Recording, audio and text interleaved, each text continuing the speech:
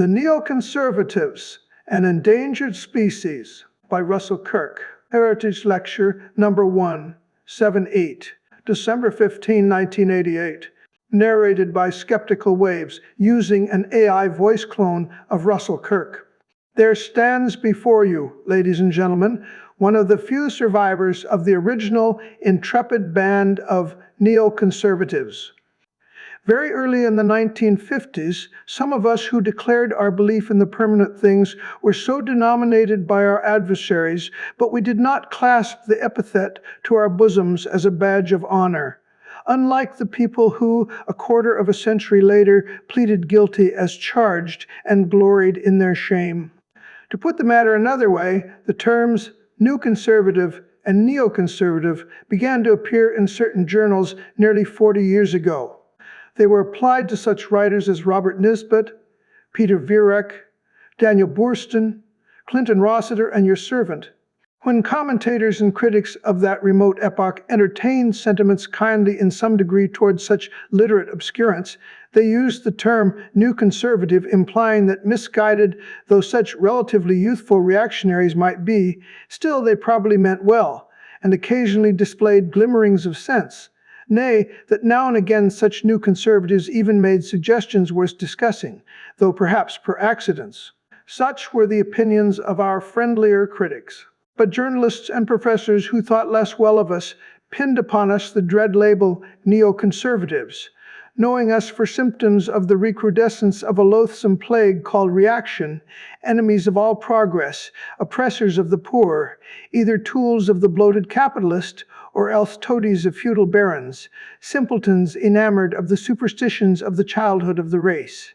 The worst fears of these evangelists of secular progress came to be realized. They were true prophets. For indeed, revived conservative doctrines were disseminated throughout the land by our malicious typewriters, and the American people were arrested in their march toward an earthly Zion.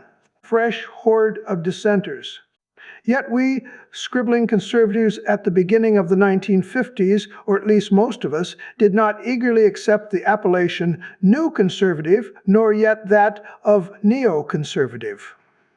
Some of us merely styled ourselves conservatives, being well aware that conservatism is nothing new.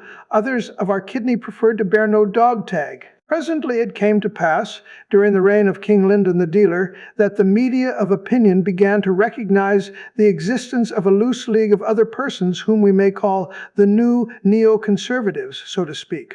This fresh horde of dissenters from holy liberalism were men and women of Manhattan, for the most part, and of Jewish stock, chiefly, although they recruited some Protestant and Catholic auxiliaries. At one time or another, nearly all of them had professed to be radicals or ritualistic liberals, that a long time ago, in the case of some of their leaders. These are the neoconservatives so much praised or drubbed nowadays. Mr. Irving Kristol and his associates accepted without much protest the neoconservative tag pinned upon them by their adversaries, much as Whigs and Tories during the 17th century had come to wear as badges of honor the derisive epithets thrust upon them by enemies. Vials of scorn? Although I paid no very close attention to the emergence of these late recruits to the conservative movement, I did welcome their appearance, perceiving that not a few among them were people of talent and energy, active in serious journalism and in certain universities, and giving promise of the rise of conservative or quasi-conservative opinions among the Jewish intelligentsia of New York in particular, a class previously given over to radicalism or a disintegrated liberalism. Perhaps I expected too much of these Manhattan allies. When the late Michael Harrington smote them hip and thigh, I was not taken aback. Such an assault was to be expected from a syndicalist. When Mr. Peter Steinfels, editor of Commonwealth, then poured the vials of his scorn upon their devoted heads in a book entitled The Neoconservatives, I was puzzled that Mr. Joseph Sobran, in the pages of National Review, found some substance in Steinfels' acerbic criticisms. I encouraged Dr. Frank Annunziata to write for my quarterly university bookman a defense of these neoconservatives against Steinfels. Insufficiently capitalistic. Although one may trace the beginnings of neoconservatism of the Manhattan sort back to the year 1965, the ladies and gentlemen of that political sect did not loom large for me until the early years of the Reagan administration. I was mildly startled when, in 1980, Mr. George Gilder, addressing the Heritage Foundation, declared emphatically that he was no neoconservative. He found them insufficiently capitalistic and morally inferior to Mrs. Phyllis Schlafly. In short, I was prejudiced in favor of these prodigal sons, come home to a conservative patrimony who have been denominated the Neoconservatives. How earnestly they founded magazine upon magazine. How skillfully they insinuated themselves into the councils of the Nixon and Reagan administrations. How very audaciously some of them, a decade ago, proclaimed their ability to alter the whole tone of the New York Times. That was a consummation devoutly to be wished, but it turned out to be a mere delusory hope of the neoconservatives. The Times remains unregenerate. Yet their hubris in that instance notwithstanding, the neoconservatives certainly displayed enterprising talents in their early years. For some persons who are called, or who call themselves, neoconservatives, my approbation is undiminished. Who would not welcome to an alliance such champions of truth as Pastor Richard John Newhouse, such prudent sociologists as the doctors Peter and Bridget Berger, such redoubtable educators as Diane Ravitch, such sound scholars as Nathan Blazer? Often such opponents of nihilism and fanatic ideology contend in the academy against bitter enemies who outnumber the neoconservative professors many times over. Let us sustain them. Yet in general, the neoconservative group have not made many friends nor influenced many people, despite talents for self-publicizing. As Mr. Ben Hart, tongue somewhat in cheek, observed to me about the neoconservatives while we were arranging this lecture, there are only about 3 of them. They have no true political constituency, not even in Manhattan, or perhaps especially not in Manhattan. They have shown no great literary skill. I fear that not one book by a neoconservative will still be read in the year 2000. Neoconservatives have tended regrettably to become a little sect, distrusted and reproached by what we may call mainline conservatives, who now and again declare that many of the neoconservatives are seeking chiefly place and preferment. Incidentally, doubtless many of you present today, ladies and gentlemen, have observed that the addresses of certain eminent neoconservatives have been rejected by the people round Vice President Bush. And it appears to me that, for good or ill, President Bush will not be eager to obtain the services of this little sacred band, which had made itself exclusive and now finds itself excluded. Selfish and uninstructed. I offer you 2 specimens of the rejection of the neoconservatives that I encounter nowadays in many quarters. My first extract is from a letter recently received from a very distinguished historian in Pennsylvania. I have burned my bridges with most, not all, of the conservatives, and especially with the neoconservatives, who are selfish and uninstructed radicals and progressives, wishing to pour cement all over the country and make the world safe for democracy, well beyond the dreams of Wilson. He continues, a feeling for the land, for its conservation, and for the strong modesty of a traditional patriotism as distinct from nationalism, none of them has. My second instance of the spreading distaste for neoconservatives comes from a well-known literary scholar. I would not be at all surprised to see the neocons jump ship if Dukakis is elected. They would be perfectly capable of making an accommodation with the socialist wing of the Democratic Party. He tells me it is significant that when the neocons wish to damn any conservative who has appealed for a grant to a conservative foundation, they tell the officers of the foundation that the conservative is a fascist. I believe that the chief enemy of American conservatism has not been the Marxists nor even the socialist liberals in the Democratic Party, but the neoconservatives who have sabotaged the movement from within and exploited it for their own selfish purposes. Simple old label. Now, the strictures of the gentleman I have quoted cannot well apply to some of the better-known people called neoconservatives, for there are among that group high-minded men and women of principle. Our difficulty here is very like that I encountered when I lectured a few months ago on the libertarians. The appellation neoconservative, like the appellation libertarian, is so widely employed and so variously as to seem to include people of radically opposed views. What is a neoconservative really? Is he, as Harrington and Steinfeld saw him, a liberal who opportunistically has turned his coat? Is he primarily a seeker after power and the main chance? Or is he a man who has new ideas about the defense of the permanent things? For my part, I wish that certain so-called neoconservatives, whose views and lives I approve, like certain libertarians for whom I have a fellow feeling, would content themselves, as do I, with the simple old label conservative. Be that as it may, I predict that within a very few years we will hear no more of the neoconservatives. Some will have fallen away, and others will have been merged with the main current of America's conservative movement, and yet others' pert loquacity will have been silenced by the tomb. After all, the leading neoconservatives are not new people. They have become old people already, as I have myself. There was published in a recent number of Commentary a charmingly naive essay in which it was argued that the children and grandchildren of extant neoconservatives would come to form a sacred band, calling themselves neoconservatives lifelong and ruling the American roost. This dream ignores the fact that things initially new do not long remain new. Everything ages. Yesteryear's novelty ceases to charm. Ignoring experience. Self-proclaimed political elites do not long endure in this democratic republic, but the neoconservatives prefer to ignore experience. A hard master, Benjamin Franklin says. Those who ignore history are condemned to repeat it, as Santayana reminds us.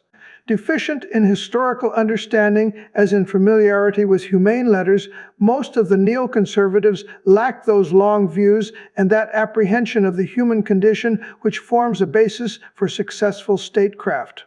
Often clever, these neoconservatives, seldom wise. Having dreed the weird of the faction called the neoconservatives, I proceed to praise them.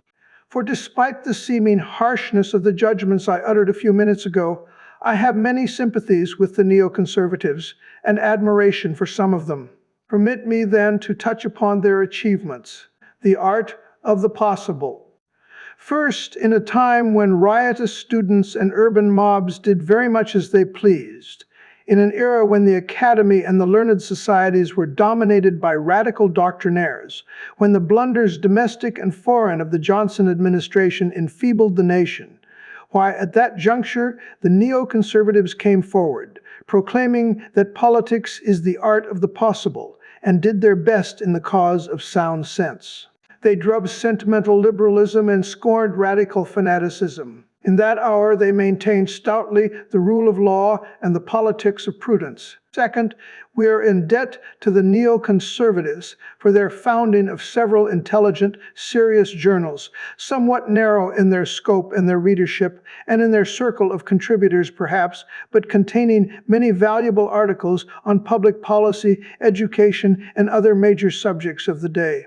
These publications have helped to demonstrate that, after all, conservatives are not so stupid as John Stuart Mill fancied them to be. Third, in the realm of domestic politics at least, the neoconservatives began discussion of practical alternatives to mere social drifting. They, or some of them, knowing that the national clock could not be turned back to the year 1928, endeavored to frame public policies that would meet realistically the necessities of the concluding 3 decades of the 20th century. Fourth, in foreign policy, the neoconservatives have opposed manfully, or, in the case of Ambassador Jeane Kirkpatrick, womanfully, the designs and menaces of the Soviet Union. They have been well aware that America is not merely opposing a national rival, but graver peril, combating an armed doctrine, as Burke said of British resistance to the Jacobins 2 centuries ago. Sometimes, true, they have been rash in their schemes of action, pursuing a fanciful democratic globalism rather than the national interest of the United States. On such occasions, I have tended to side with those moderate libertarians who set their faces against foreign entanglements. And not seldom it has seemed as if some eminent neoconservatives mistook Tel Aviv for the capital of the United States, a position they will have difficulty in maintaining as matters drift in the Levant.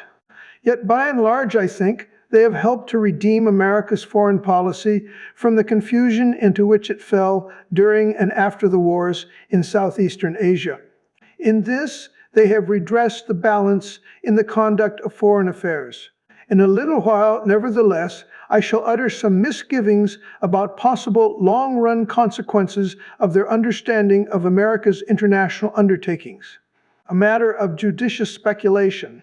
In short, the neoconservatives have exercised considerable intellectual influence, though not conspicuously in the academy, and have taken a vigorous hand in the decisions of the national government during an era when the conservative movement in this country needed reinforcement. Whether they can achieve much of value in the future is a matter for judicious speculation, to which I now proceed. A little while ago I remarked that the neoconservatives are often clever, but seldom wise. T.S. Eliot's lines from The Rock may be applied to them. Where is the wisdom we have lost in knowledge? Where is the knowledge we have lost in information? In their publications, the neoconservatives thrust upon us a great deal of useful information and obviously are possessed of considerable knowledge of the world about us. But in the understanding of the human condition and in the apprehension of the accumulated wisdom of our civilization, they are painfully deficient.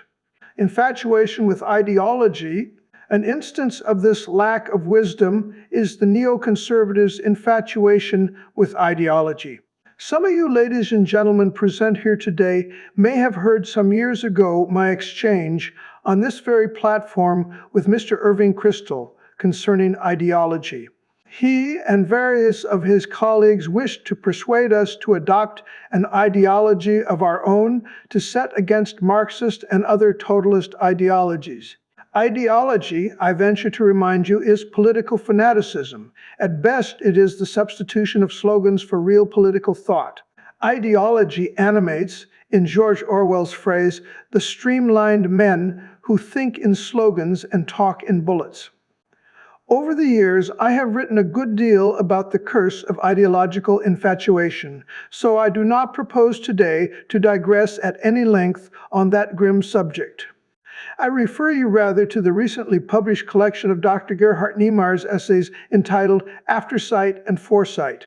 In his essay, Ideas Have Also Roots, Professor Niemeyer reproves Mr. Kristol for his unfortunate advocacy of a Republican ideology, and goes on to describe the unhappy infiltration of ideological illusions into American politics. Role of Humpty Dumpty. Ideology is not confined to communists and fascists, Dr. Niemeyer writes. We too have our share of it, and it shows in our policies. All modern ideologies have the same irrational root, the permeation of politics with millenarian ideas of pseudo-religious character. The result is a dream world. Woodrow Wilson dreamed both of a world safe for democracy and of enduring peace, world safe from war. More recently, our national leaders have talked about creating a new society, a great society, and to that end making war against poverty, war against hunger, creating new men, making the world new as at the beginning, building a city shining on a hill. All these presume that man could create himself, implying that he is not a creature dependent on God, but the master of his own soul and destiny. Civilizational activities are given the character of salvation and thus stamped with a label of sacredness. A very recent example of this puerile infatuation of the neoconservatives with a new ideology or an American ideology is a very lengthy, highly pretentious article by Mr. Michael Novak in the fall 1988 number of that interesting magazine, This World.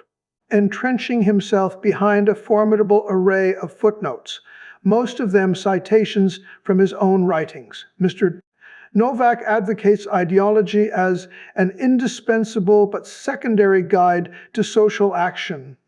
Unlike many neoconservatives, Mr. Novak does pay some respects to religion in this essay, conveniently ignoring the unpleasant fact that all ideologies are anti-religions or inverted religions. But the reader may suspect, uncomfortably, that Mr. Novak's sentiments are much like those of the late Robert S. Kerr, long senator from Oklahoma, who was given to intoning from time to time, "God always has his arm around my shoulder." In his role of Humpty Dumpty, Novak presumes to redefine this word ideology. He instructs us that ideology is a guiding vision of future social action. Words mean, of course, whatever Humpty Dumpty and Michael Novak wish them to mean. This vision stuff. In the light of this definition, one heartily endorses the offhand remark of Vice President George Bush that he does not relish this vision stuff. Visionary politics, as Dr. Niemeyer emphasizes in the paragraph I quoted a moment ago, do not open our way to an earthly paradise. What is this ideology that Crystal and Novak would have us embrace? Why, the ideology of a term Mr. Novak has popularized, democratic capitalism. By vigorous advocacy of democratic capitalism, by doctrinaire attachment to that ideology, Mr. Crystal and Mr. Novak are saying, in effect, Marxism will be undone, and the American people will be given a vision of social perfection. What a feeble reed they put into one's hand. Not caring to break a butterfly on the wheel, I offer you merely a very succinct refutation of the strange notion that the ideology called democratic capitalism can set our collective American steps aright. First of all, the phrase is a contradiction in terms. For capitalism is not democratic, nor should it be, nor can it be. The test of the market is not a matter of counting noses and soliciting votes, and the mark of capitalism is not the fallacy that one man is as good as another, or maybe a little better, but large decisions by shrewd entrepreneurs and managers. Nor is there any egalitarianism in the distribution of the rewards of a market economy. Second, capitalism is a word popularized by Karl Marx.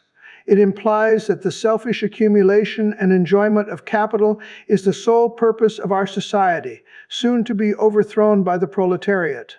Capitalism is represented as a complete system, moral, intellectual, political, and economic, an ideology that has been devised by the greedy capitalist to serve as a false front for this enslaving of the workers of the world.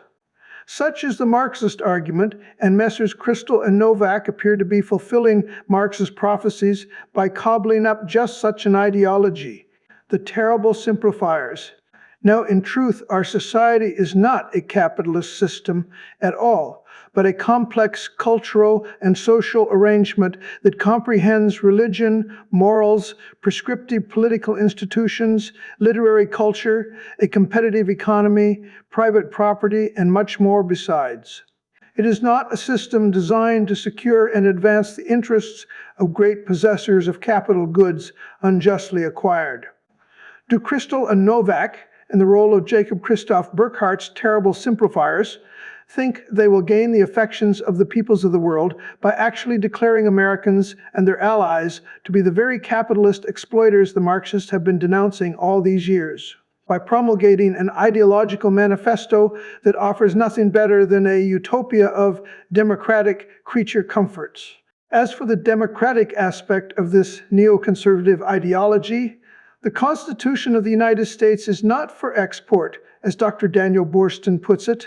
To expect that all the world should and must adopt the peculiar political institutions of the United States, which often do not work very well even at home, is to indulge the most unrealistic of visions. Yet just that seems to be the hope and expectation of many neoconservatives. Such naive doctrine led us into the wars in Indochina. The notion that we could establish or prop up in Vietnam a democracy that never had existed anywhere in Southeastern Asia. Such foreign policies are such stuff as dreams are made of, yet they lead to the heaps of corpses of men who died in vain. We need to ask ourselves whether the neoconservative architects of international policy are very different from the foreign policy advisors who surrounded Lyndon Johnson, insisting on abstract democracy. Let me make myself a little clearer in this matter by repeating here what I wrote some months ago in my review of Dr. Jeane Kirkpatrick's 2 volumes of speeches and papers. Mrs. Kirkpatrick declares that the United States should pursue a foreign policy of advancing human rights rather than one of the national interest. And she tells us, in effect, that only democratic governments are legitimate governments. That is the neoconservatives' ideological dogma. Yet Ambassador Kirkpatrick remarks that we ought not to reject the alliance of autocratic or authoritarian states as distinguished from totalist regimes which share with America the will to resist communism and the Soviet Union. So ought she not to base her argument for legitimacy upon the existence of constitutional government or constitutional order, justice and freedom, or representative government, or simply tolerable government, rather than insisting upon an abstract democracy? For the word democracy has come to resemble an old hat that everybody wears and nobody respects. As she observes herself, some of the most oppressive regimes in our world pretend to be democracies. And have not democracies often been unholy alliances between a successful demagogue and a greedy mob? Is the government of Saudi Arabia distinctly not democratic, less legitimate than the government of the typical Marxist People's Republic? Is the government of Israel, a garrison state, illegitimate because it excludes from full civic participation 1/5 of its population on ethnic and religious grounds, scarcely a democratic principle of just government, a quasi-religion? Most of the world never was satisfactorily democratic in the past, is distinctly undemocratic today, and has no prospect of decent democracy in the future. Were the United States to insist upon the attainment of democracy plus capitalism by every nation-state with which it has satisfactory relations, before long its principal trading partner might be Switzerland. The United States cannot be forever unsettling the governments of client states or small countries or of allies on the ground that they are not sufficiently democratic in obedience to the doctrines of Rousseau, or that they discriminate against somebody or other, or that they prefer traditional economies to a full-blown abstract capitalism. One thinks of the aphorism of Vietnam's Madame Nu, if you have the United States for a friend, you don't need any enemies. Successful foreign policy, like political success generally, is produced through the art of the possible, not through ideological rigidity. It will not do for the Department of State to repeat, like an incantation, democracy good, all other government bad. In short, I am saying that a quasi-religion of democratic capitalism cannot do duty for imagination and right reason and prescriptive wisdom in domestic politics or in foreign relations. An ideology of democratic capitalism might be less malign than an ideology of communism or national socialism or syndicalism or anarchism, but it would not be much more intelligent or humane. You will have gathered, ladies and gentlemen, that I am disappointed, generally speaking, with the neoconservative faction. I had hoped that they might bring lively imagination into the conservative camp. Instead, they have urged conservatives to engage in ideological sloganizing, the death of political imagination. Dull standardization. I had expected the neoconservatives to address themselves to the great social difficulties of the U.S. today, especially to the swelling growth of a dismal urban proletariat and the decay of the moral order. Instead, with some exceptions, their concern has been mainly with the gross national product and with global wealth. They offer few alternatives to the alleged benefits of the welfare state, shrugging their shoulders, and the creed of most of them is no better than a latter-day utilitarianism.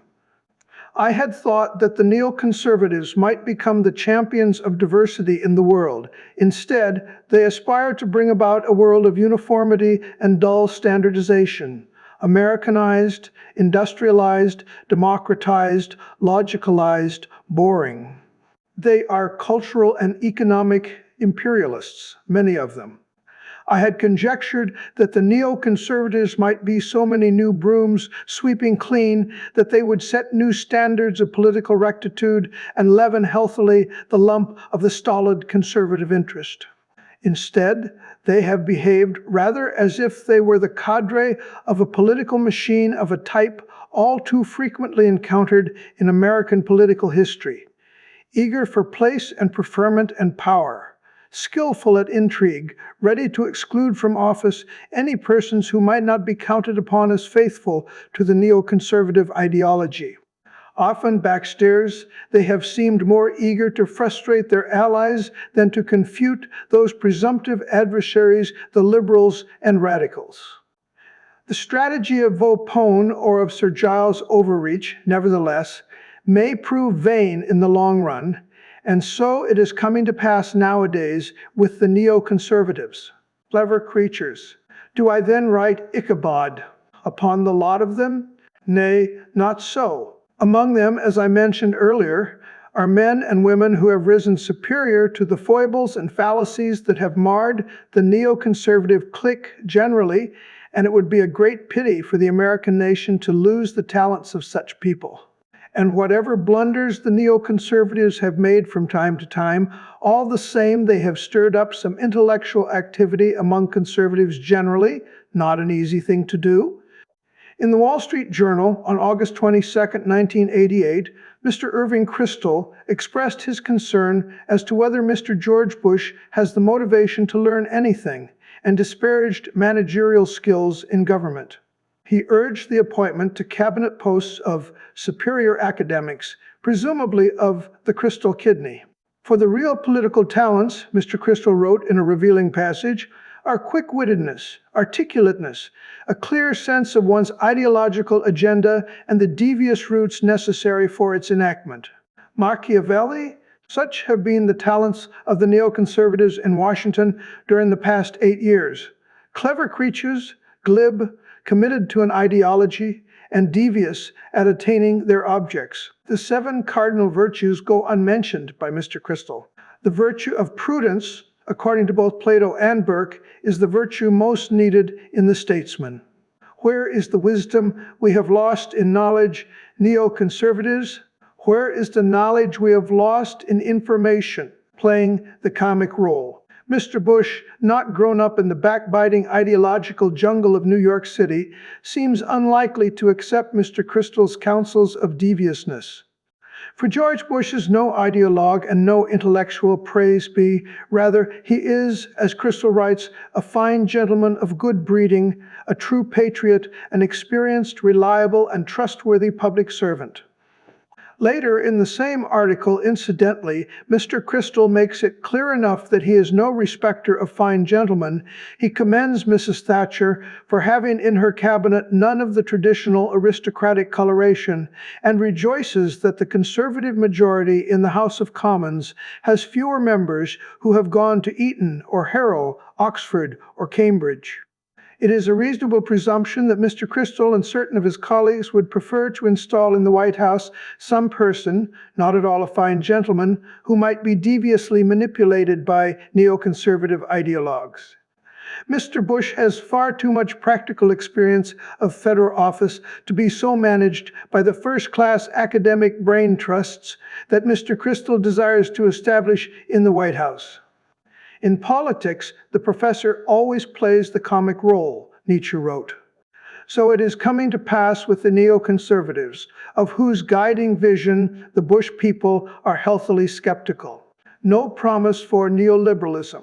Do I think, what with my mordant comments in this series of 4 lectures on the cultural conservatives, the libertarians, popular conservatism, and the neoconservatives, that the conservative movement near the end of the year 1988 is in the Syrian yellow leaf, a mere congeries of warring factions doomed to early dissolution as a political force? Not at all. Already, despite the complexion of the majority in Congress, the conservatives are dominant in the country.